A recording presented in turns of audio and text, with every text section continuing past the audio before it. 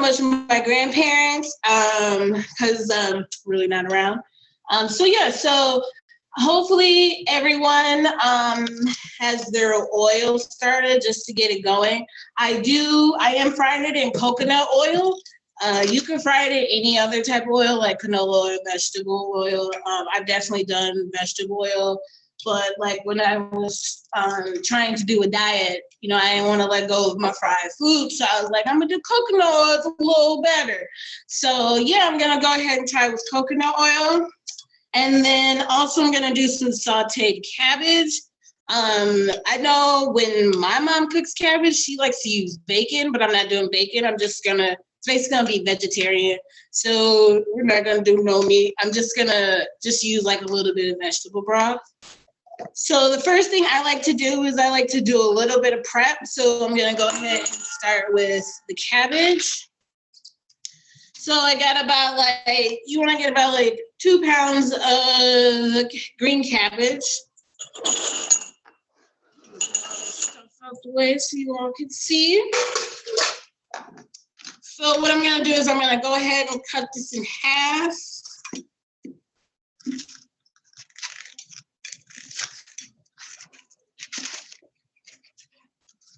And I like to cut out this little core right here. Just I don't eat it, and it's not that good. So I'm gonna go ahead and cut that. Be careful so you don't cut yourself.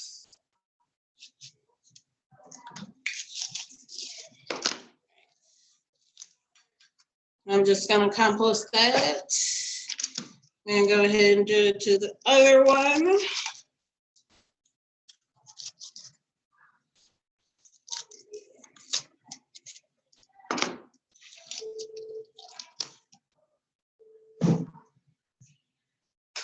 All right, so just for slice it.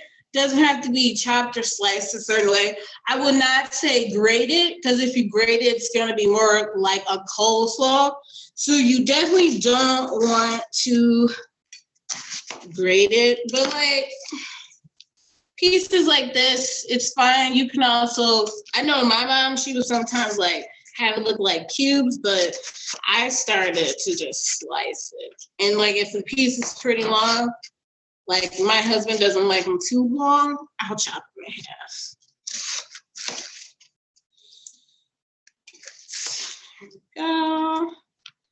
And I see, is there some people cooking with me? I think I see someone over there in the kitchen cooking with me. Hello, hello. And happy Black History Month, everyone, as well. Even though every month and every day and every year has Black History. Well, yes, happy Black History Month. It's that one time, well, every time of the year, not household. But we, celebrate the contributions that Black people have done. I like to say all over, not just here in America. You got some amen and every day. All right, all right. All right, so I'm just gonna go ahead and just place the cabbage in a bowl, just set that to the side until I'm ready to use it. All right. I'll set it over there. And then I'm gonna go ahead and have we want 1 red pepper and 1 green pepper. So I'm just gonna chop. I just learned a cool trick on TikTok. That's a great app, I'll tell you that. So I saw the chef cut the bottom part off like that. And then he just, if you all can see, get her out. And I was like, oh my God, that is amazing. So yeah, this is a cool trick. I do think TikTok is for the children, but you got some pretty good resourceful stuff in there. And make sure you rinse off your fruit, your vegetables as well.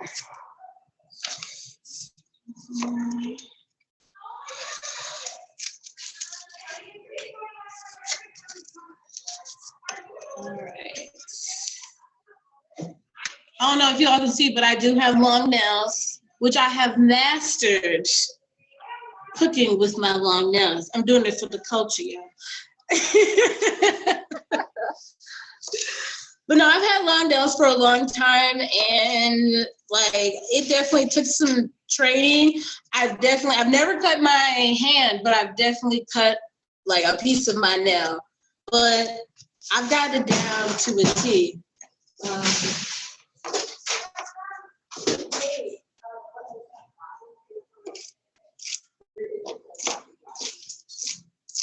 Sorry about that. If you heard a loud boom. I guess I can tell you a little bit about me. I'm born and raised in Minneapolis, Minnesota. My family is too. But from what I've learned, like a lot of Black families that live in the Midwest, we mainly my mom's side migrated to Illinois. They're from Mississippi, so some of them migrated to Illinois, lived in Chicago, and then my grandpa decided he wanted to come here to Minnesota. So that's one thing I know about my mom's side of the family, because when we were kids, sometimes we would go to Mississippi to visit my aunt, which was definitely something for me because I'm from the city, and she lived in the country, like there was well water. And my mom used to tell me to well water used to take baths with water about that much. I remember that. But it was always great going down there because there's a lot of open fields. It's definitely different from the city. So I enjoyed it. All right. As you can see, I'm chopping up my green pepper. You can definitely chop it up, dice it up smaller. You can do it in strips, depending on how you like it. My husband's kind of a finicky eater, so I like to, make it as much small as possible as well. So this is just something I'm used to doing, even though he's not here, but he is going to be eating this for dinner. This is all I'm cooking. Hey, Addie, Yes. For your cabbage, do you wash all the cabbage pieces after you cut them, or just wash them like the outer leaves before you cut it? Usually what I do at home is I do like to wash each individually, but because I'm on a time here, I just wash the whole thing. But the good thing I like about buying vegetables from here at Seward Co-op is a lot of our stuff is organic or local, and they use this sustainable, so I'm not too worried about pesticides. If anything I'm worried about is dirt, but dirt comes from the ground, is from the earth, so a little dirt ain't gonna hurt nobody. And yeah, someone just giving you props on your cutting knife skills with those beautiful nails. Oh, thank you.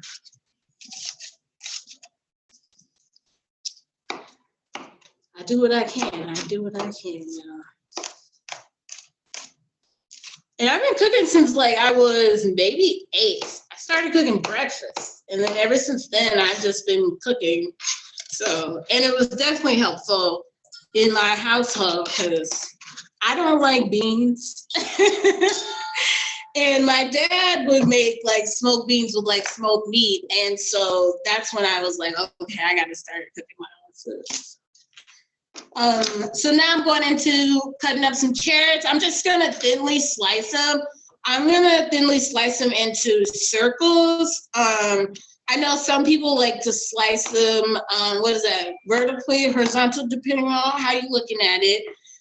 And some people even like to use, one of these pillars, you can see, and that kind of gives it makes it really thin, like that. But it depends on how you like your carrots and your cabbage.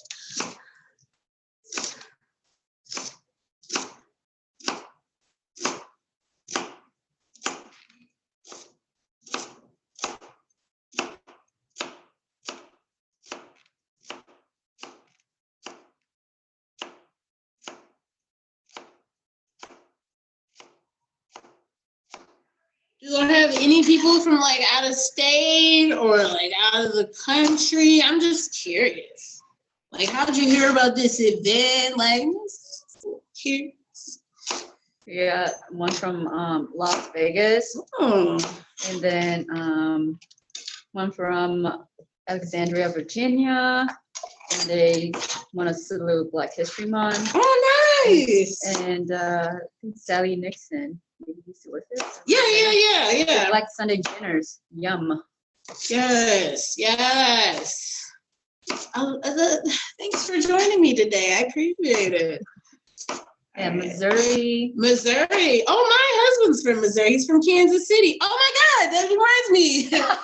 It is the Super Bowl. Kansas City Chiefs is in the Super Bowl. This is their second time. And Dallas, Texas. Okay. Australia. What? We got Australian. What is it like in the morning over there or the night? No, it must be the morning. And then we have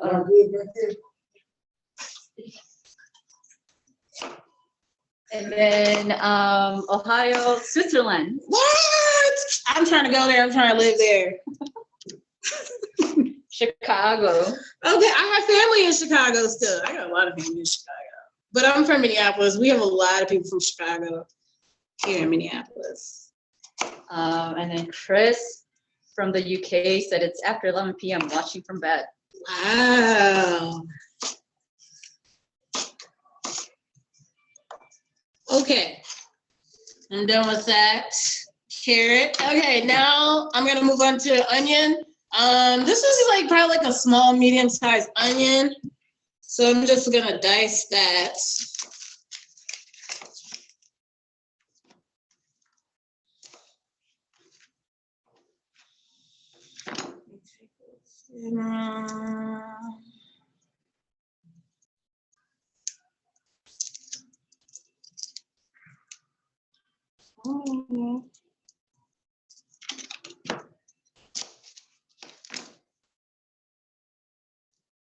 Does anybody else have trouble peeling onions? Because I be struggling. Even like with these now, I think it's too because these onions from the store, they all organic, so the skin don't want to come off. Okay. Ooh, okay. All right, I almost got that peeled off. We're just gonna dice it up. There we go.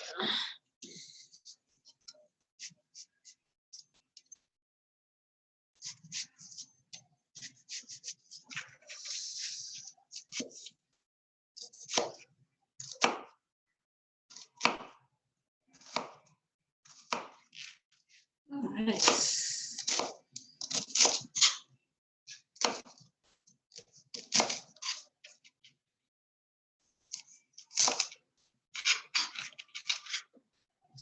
I'm just gonna set that right there, and then I'm gonna go ahead with my other onion. I'm gonna start crying because onions always make me cry. Oh, even in the house. I know you can. Some few things I've learned is burning the candles. I even heard putting them in the freezer for 10 minutes helps. And then also running hot water. Honestly, none of that works. I'm just gonna say that. I don't care what anyone says. That does not, or at least for me, it does not work, okay? So I bite the bullet and I just go for it. I just do it. I just, onions so good. That's why they make you cry, because they're so delicious. All right. Oh, we're done with that. Oh, Lord.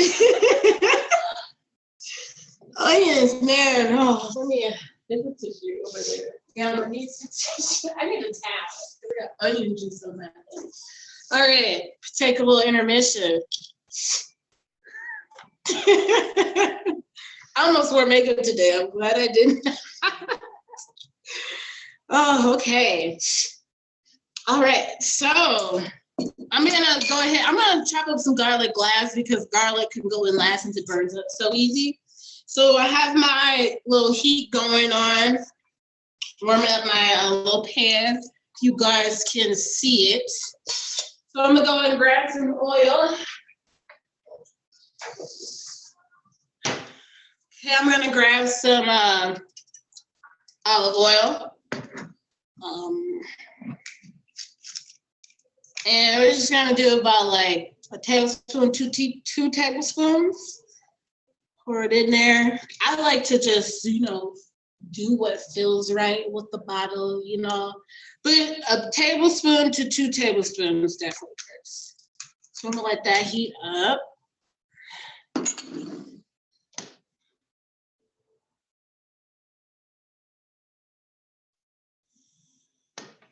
All right. Then I'm gonna add in my carrots and I'm gonna add in my peppers.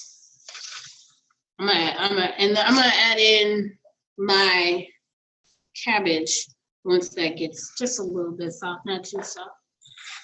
I'll put that in there. And my peppers.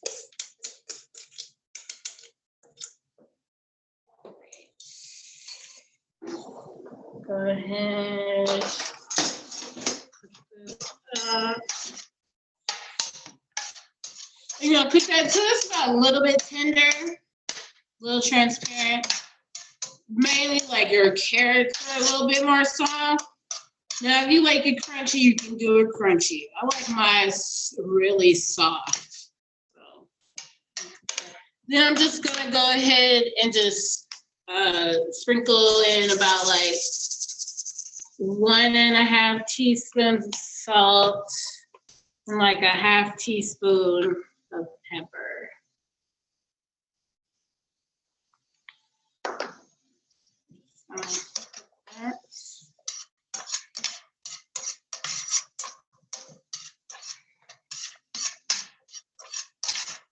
It's some nice colors too.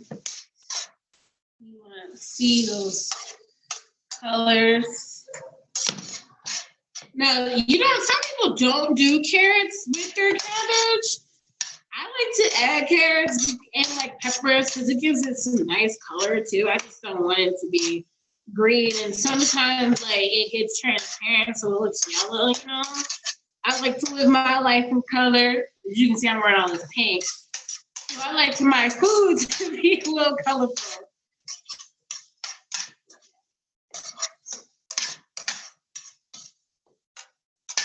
Everybody doing good so far?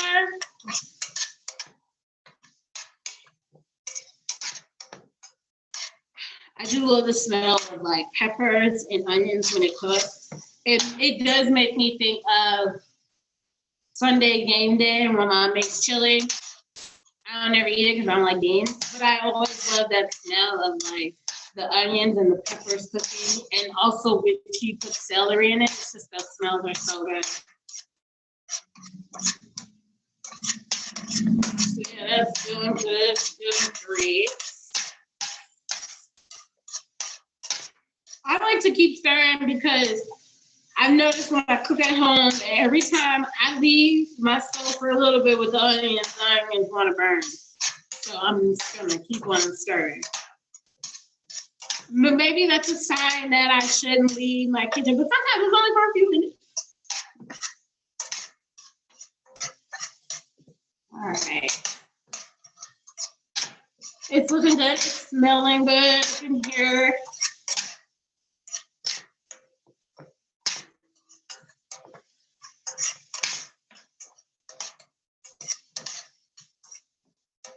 This is bringing me back also to first grade. I went to like a majority Black preparatory school called Harvest Prep here in Minneapolis, Minnesota. And I love that school. I learned a lot of stuff about like Black history and stuff, especially learning on Egypt was a big thing.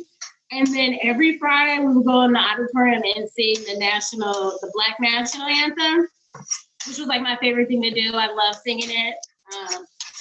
just the other day, me and my husband was like trying to say the Pledge of Allegiance, which we didn't know the word.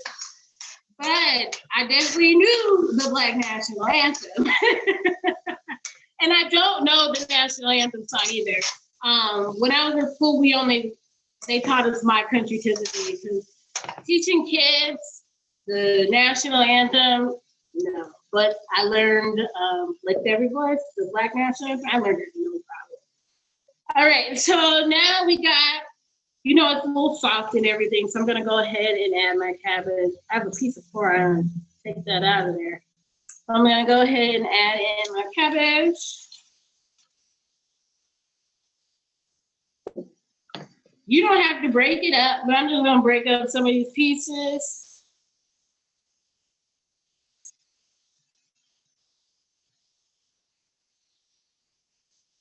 Like these little chunky pieces, I'm just kind of break them up a little bit. And because I have these long nails, which I love, I do use my hands a lot. This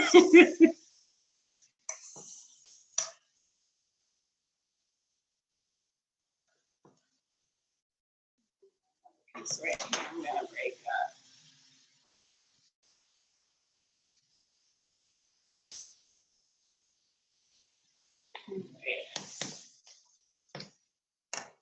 And then I'm breaking up some more of the pieces. Oh, that looks like a piece of core.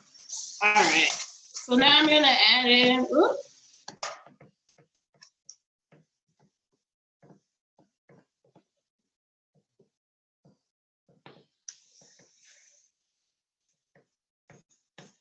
Okay, so I'm gonna do some more salt, about a tablespoon. And then like teaspoon of pepper. And we're gonna go in with some onion powder, about like a half a tablespoon. And then I'm gonna do about like half a tablespoon of garlic powder. And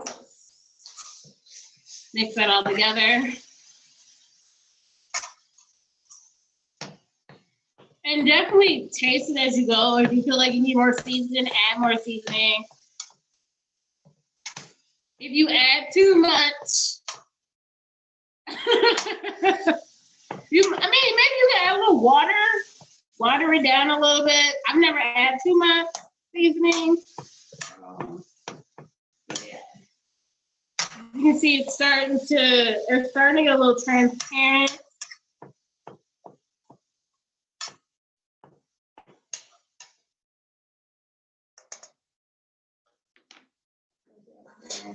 So now I'm just gonna add some garlic. I know some people have the thing. Garlic has a slump. So you don't have to use garlic if you use garlic powder, but then you can use both. Because there's nothing, fresh garlic is just different. So I'm just gonna use 3 cloves.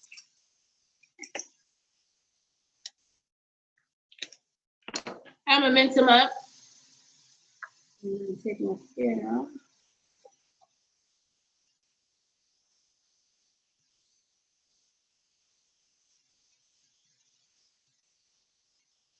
Everybody doing good so far, everyone? Okay, cool, awesome. Okay. Yeah, someone commented that they like carrots, but they didn't grow up with their mom cooking it like that. First time, they had it the first time they ordered their chicken. Oh, okay. I loved carrots as a kid. But I was eating them a lot as a kid because they tell you, carrots are good for your eyes. So I used to eat a bunch of carrots because I was like, oh my God, they're gonna make my eyes better. No, that's not me.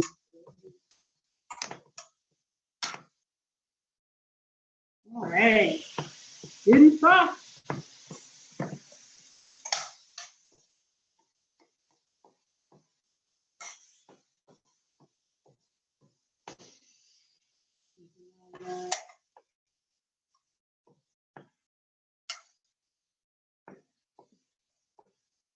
Oh, so smells good too. All right, let me go ahead and mince up this garlic.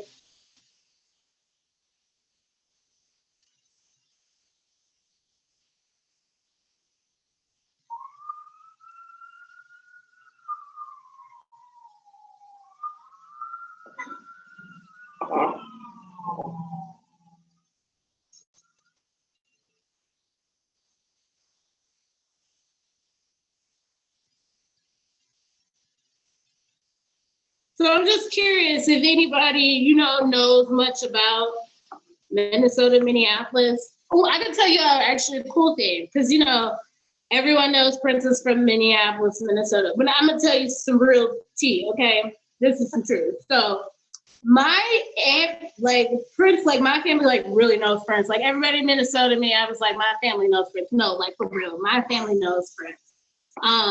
My Aunt Bernadette, he, basically lived with her, and, she is the reason why he likes pancakes. And my cousin Sylvia, who's my Aunt Bernadette's daughter, she made his outfit for the cover of Purple Rain.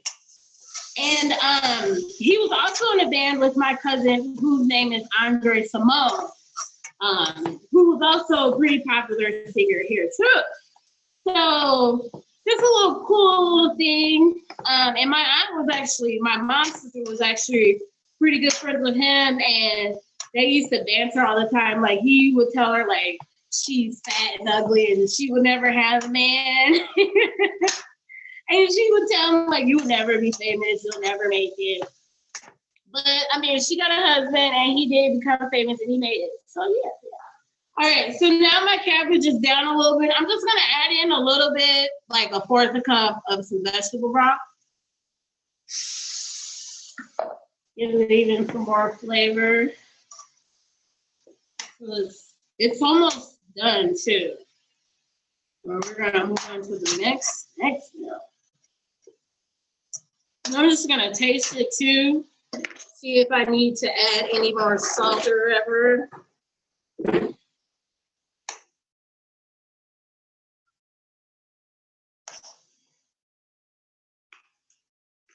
I use a little more salt.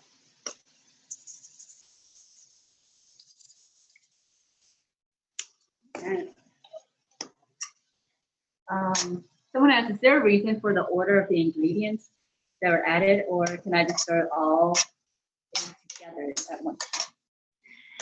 I need to do it all together. I like to do them separately because I like my peppers and onions to cook together. I like those flavors combined together.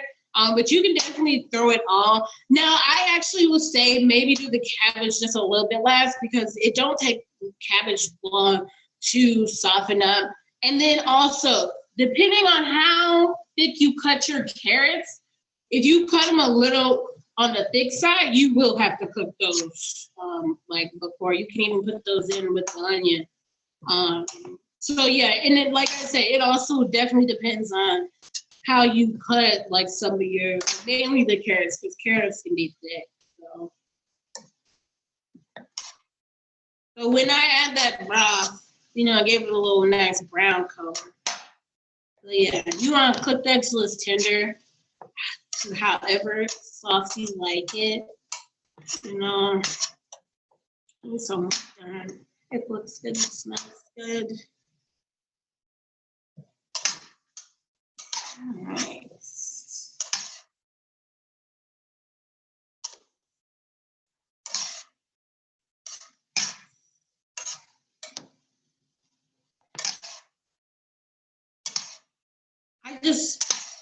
I'm a little finicky, so always I just gotta make sure it's right and make sure it's perfect.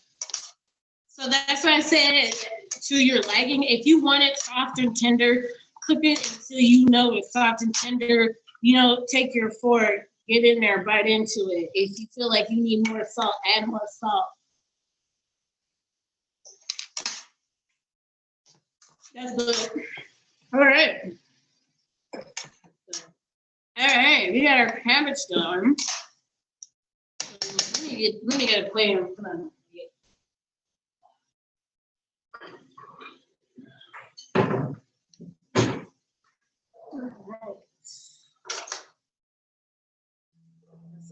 A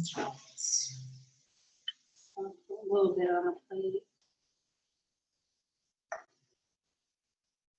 All right. There's the cabbage.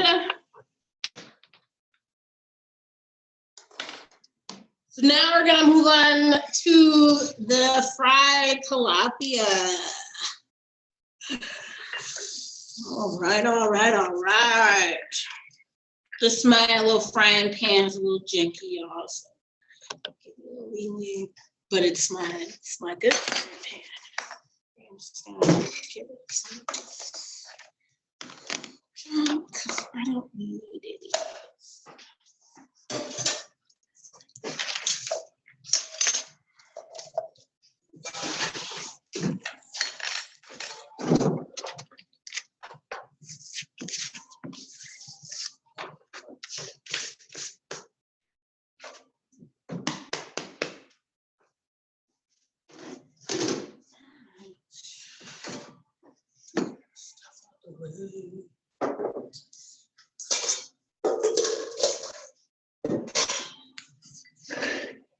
All right, so that's some coconut oil. I kind of already like softened it up because it's cold here in Minnesota. We have like a polar vortex going on. So like my coconut oil was like solid. It bends my spoon. It's really cold. It was cold in my apartment. Like I turned the heat up to 90 and it's 75 up in there and it's still cold. But so I'm just gonna add a little bit more coconut oil. Just a little bit. You want to fill it up about like 2 inches of your pan. My mouth, you want to show like how much oil's in this pan. But definitely, like if you are, it depends on like your pan too. Like this is a different type of frying pan. And the more oil, the more it'll be coated. The fish will be coated too. But I like to do about like 2 inches, an inch or 2 inches of oil.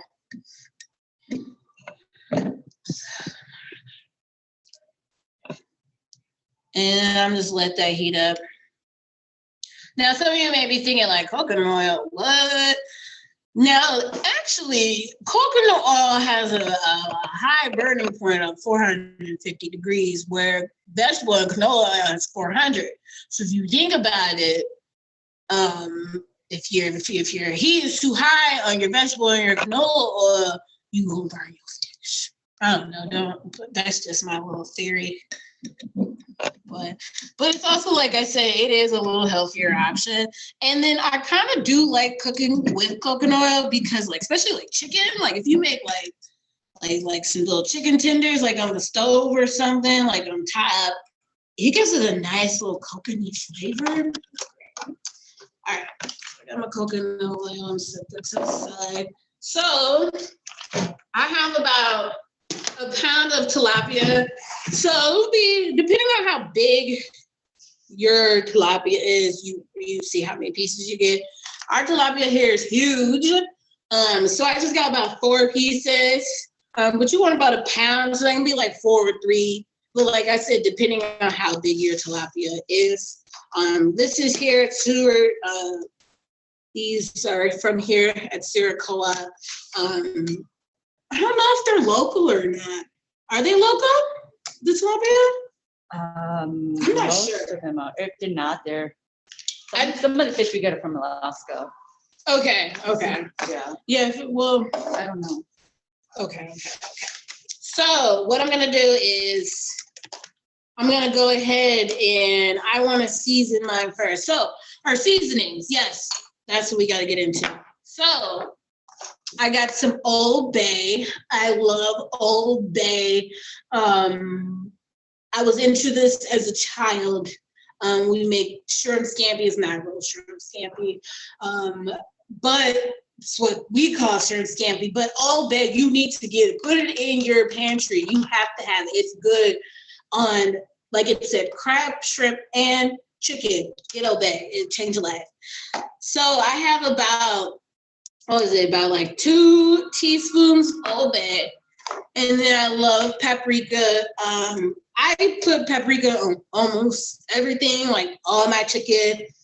I definitely say if you're new to seasons, staples are garlic powder, onion powder, salt, pepper, of course, paprika. Yeah, paprika. I told my friend that changed her life. But I have about a half a teaspoon in there. And then I got some garlic powder and garlic powder and onion powder.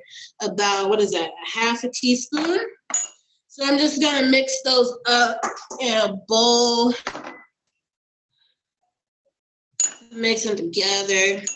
You can also do a thing I also do a lot at home is I just shake it all on there with the seasonings. But it won't hurt. So I'm just gonna go ahead and mix it up. There are a couple questions. Yes. Some said, will it taste the same with coconut oil? Like, will the coconut oil make it taste? Coconut? Yeah, I suppose. I guess it depends, like, on you. Like, for me, when I had it, it didn't taste coconut-y. You know, everyone's taste buds are different, honestly, but for me, it does not taste coconut-y. But like I said, you don't have to use coconut oil. You can use vegetable oil or canola oil as well. But me having it personally, I don't taste the coconut with the fish for some reason, but with the chicken, I did. But with the fish, no. So. And then someone said, what is Old Bay? So it is a lovely seasoning sold here in the United States. But I'm not sure what's in it. Okay, so in it, it's like, also it's paprika, and it makes sense. There's like paprika, celery, salt, red pepper, black pepper. So you can kind of make this at home. Now I'm thinking about it. Well, then do I need to use the paprika? Yes. But yeah, you could, like, if they don't sell, because I know some of y'all say y'all was from like Australia and Switzerland. I think the UK. Was there Australia too in there? Mm-hmm. Okay, so you could probably find it on Amazon. I know sometimes Amazon has everything. So if y'all don't sell it there, I definitely say maybe check Amazon. So yeah. All right, so I'm just gonna sprinkle some of the seasoning on my fish. I have them in here. I'm gonna put it on this baking sheet, easier for y'all to see. And then someone asked, can they do the same recipe using a different type of fish, or will they not? Yeah. So I'll tell y'all a little something. Originally, this was supposed to be catfish, because I love fried catfish. I grew up with catfish and tilapia, but we ran out of catfish here when I was doing this recipe. So I was like, well, dang, I'm gonna just do the fried tilapia. But definitely you can do catfish. You could do walleye. Fried walleye is amazing. It's super expensive though. But you can do walleye. I can't tell you any other fishes because I've only cooked fried tilapia, catfish, and walleye. So like if you were talking about like rockfish and stuff, I've never really had rockfish until I like started working here. So I can't tell you any other fish to fry, but definitely like catfish or walleye. And you can always like do your own, experiment with your seasonings and stuff. This is just something that I've come up with. So, but we're just gonna season it generously. You could take your hands, but that's impossible for me because you can see it's like the claw when you play the games at the arcade. So I'm just gonna generously sprinkle some of that on there. On both sides. Now, not knowing how big this fish was gonna be, I might have to make a little more seasoning. Because sometimes here, because like we get them fresh all the time, they're never like the same size every time we get them. One day they're smaller, the next day they're huge. I don't understand, but. And what I like to do too, you don't have to, but I like to rub the seasoning on the fish just to make sure it's all over. And then if some falls on the side, rub it. So And like I said, just season both sides.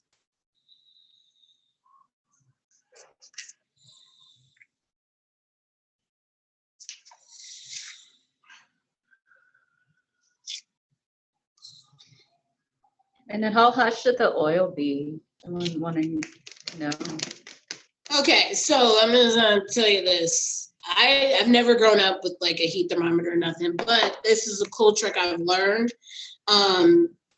So I was gonna tell you this too when we get to it. So when you have your oil hot, and to know if it's hot enough, one thing I grew up doing was you put your flour in there, and if it starts to bubble and sizzle, then it's ready. Another cool trick I learned this off of the internet, because the internet's a great place, but also dangerous. If you have like a wooden spoon or something, like a small one, or if you have like skewers or chopsticks, this is a huge spoon, but you stick that in there, and if it bubbles around the wood, then it's ready. I saw it because, you know, internet, you can't believe everything on the internet. I was skeptical, but then I tried it and I was like, oh my gosh, this actually works. So I definitely say try that, change your life. But yeah, but like when we had a deep fryer growing up, I remember you could always like set it up to 350. But like I said, I've never grown up with like a heat thermometer. And that's how we learned, was put the oil in there. If it's bubble, if it's popping, then it's ready. All right, so I got that season. And then what I'm gonna do with the rest of the seasoning, we got about 2/3 cups of cornmeal and 1/4 cup of flour. So I'm just gonna put the rest of my seasonings. If you don't have, if you feel like you ran out of seasoning because you put most of it on your fish, grab back your seasonings again, put it up in there. And then I'm just gonna mix this up. And you just wanna mix it up good. That paprika gives it a nice color too. I'm just gonna set that to the side. And then another thing I did was I have 2 eggs just whisked up. And I'm just gonna put pieces of my fish in there and help some of that flour stick on there. So I'm just gonna soak up some of this leftover seasoning that was on my tray, because I don't want to waste no seasonings.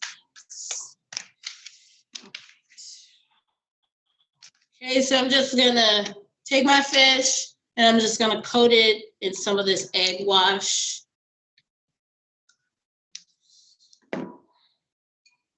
Definitely have a nice size bowl. And then I'm just gonna place that back on my baking sheet.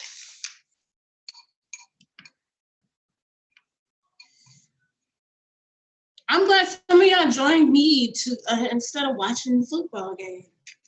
I'm not really a football fan. I am more of a basketball girl. But football is just dangerous. But I am a basketball girl. I am a diehard Lakers fan. Another cool thing too, Lakers actually used to be a Minnesota team because we were like the land of 1,000 lakes. But then they sold the team to Los Angeles. So like some people who don't watch basketball be like, why are the Lakers called the Lakers? Like, do they got lakes? Just California? I don't know. Okay, so I have my fish coated in my egg mix. So I'm just gonna go ahead and check and see if my oil is ready. And then can you just re-explain why you're using the eggs to coat the fish? So what I like to do with the eggs, it helps to give it a crispy texture. It also helps keeps our like cornmeal and flour mixture stick on. Now, this is something I started to do when I first started cooking fish. I did it like how I grew up doing it, which was you just put the seasoning and you put it in the cornmeal. But then when I started to add in the egg, which I actually saw a lot, like going on YouTube, some like or Instagram, I would notice like A lot of the cooking videos, a lot of the Asian chefs would use like an egg wash when they fry stuff, and it helps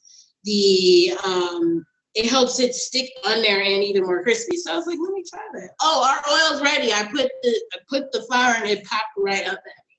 So I'm gonna go ahead and coat the fish. I hope that answered your question.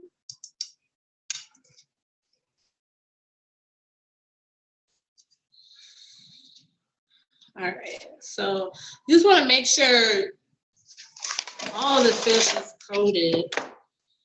Just to make sure nice and coated. And then depending on the size of your pan, my pan is not that big, so I'm going to do one at a time.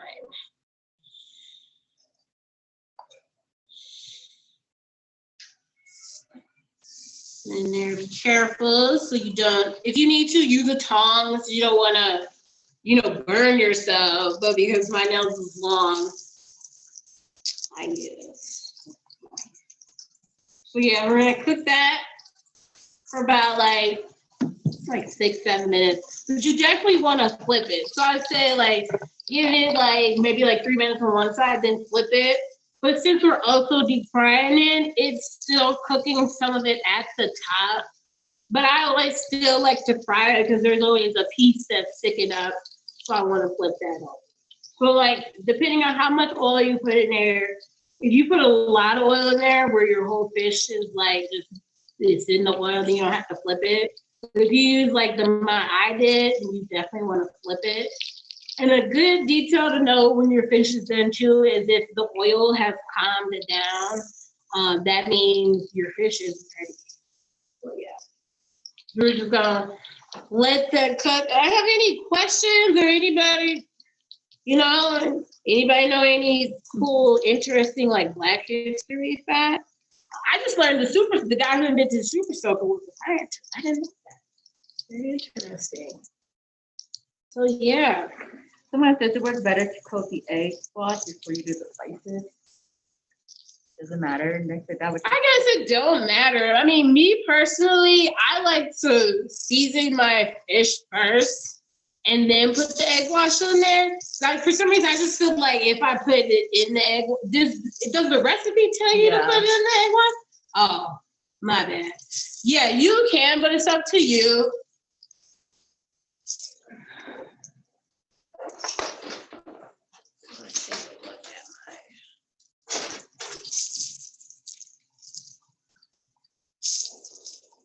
I'm just gonna move it around just a little bit.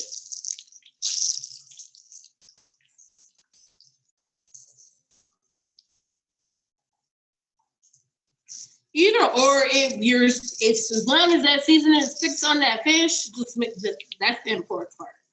And then you want to make sure your cornmeal, your flour, make sure it sticks on too. I do cornmeal and flour. Some people you can fry fish just cornmeal. I like to do cornmeal and flour. I do cornmeal and flour because I grew up doing that because my dad has this thing against corn products, so we still use cornmeal though. But yeah, so and it also it also gives it a nice texture. Now, if you are gluten free, then don't use flour. It's corn gluten free. Cornmeal is gluten free, right? I believe it is. It comes from corn. What do you mean? Sausage, there could be sausage. Okay. See, my bubbles are starting to calm down, and I am also on the mix of starting to flip it, starting to get a little brown.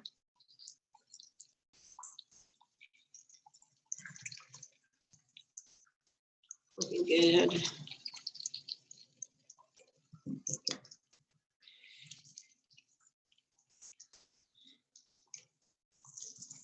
So those are big, so like they wish they were in first stage. Yeah, these are huge. But like I said, because these come in fresh a lot, like this is the biggest I've seen the tilapia. Most of the catfish, the catfish is usually this size. So I will say like this tilapia is different. I'm gonna go ahead and flip that.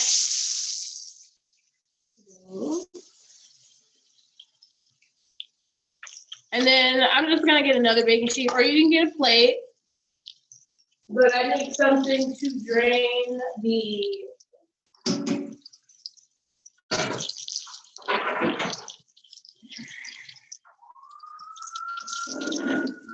And I'm just gonna put a towel on there, but you can do like paper towel.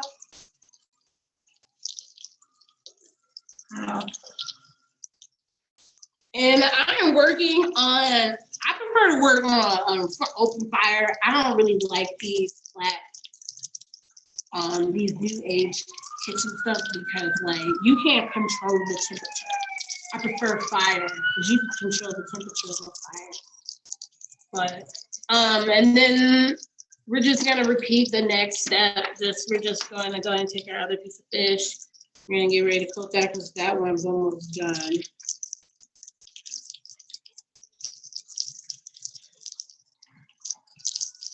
One of my favorite things to fry, and like people love it, is fried chicken. I'm really good at cooking fried chicken. I'm so good. Like my friend like texts me every day, or she FaceTimes me. She's like, "What are you cooking?" And I'll tell her what I'm cooking. And she's like, "Oh, you're not frying chicken today?" And I'm like, "Girl, I don't live off fried chicken." But when I do fried chicken, I make sure I save her some. So now my oil has calmed down, so I know it's about done. So yeah, I'll go ahead and take that one out. Put that there, and then I'm gonna go ahead and put my other one in. These are huge. I can't believe this. Ooh.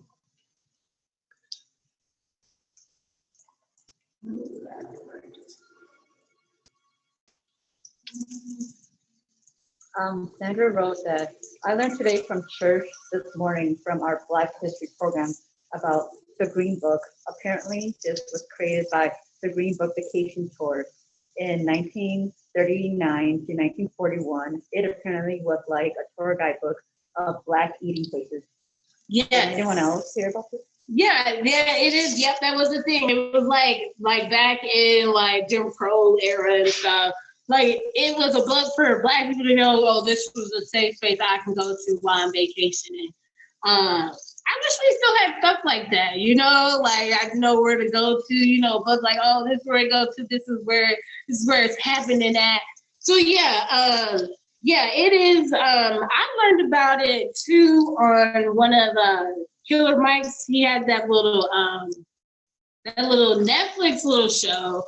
And it was like him trying to buy everything Black, like strictly Black owned, like if the vegetables are made by Black people and like transportation. And they told him about the Green Book, and that's what I even learned more about it. So yeah, it's something like really cool to know. And it's, you know, it was a resource you had to have back in the day because you just can't be going in your neighborhood if you want to come out and make it out alive.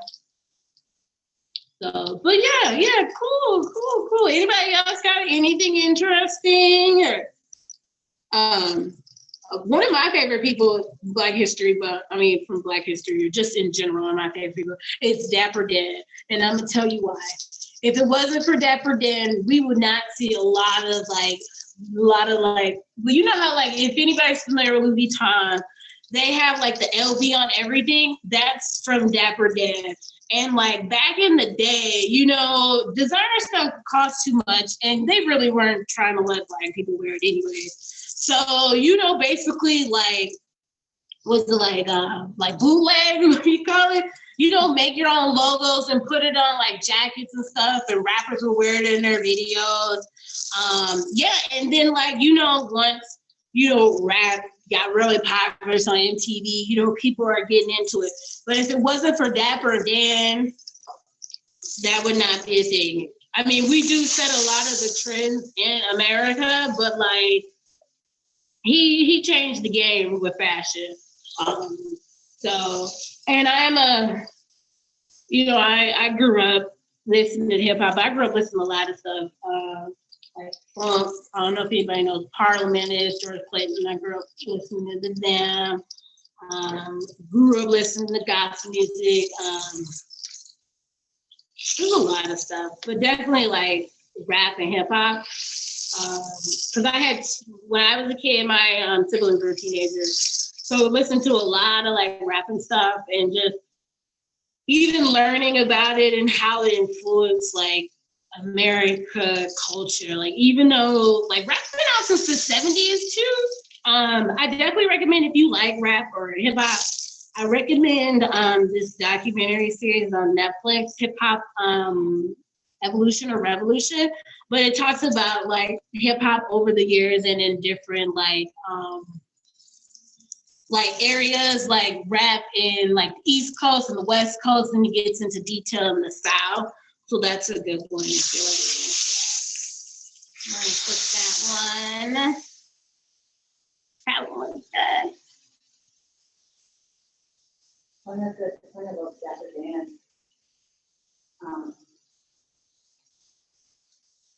that the things that is being the recognition to deserve. Yes. I believe he works for like Gucci now, too. So yeah, they give that man his roses, his coin. You know.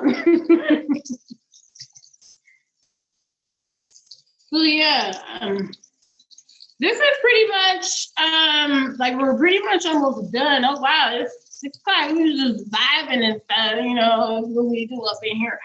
But this is a very easy recipe. Don't feel intimidated like frying fish or frying food.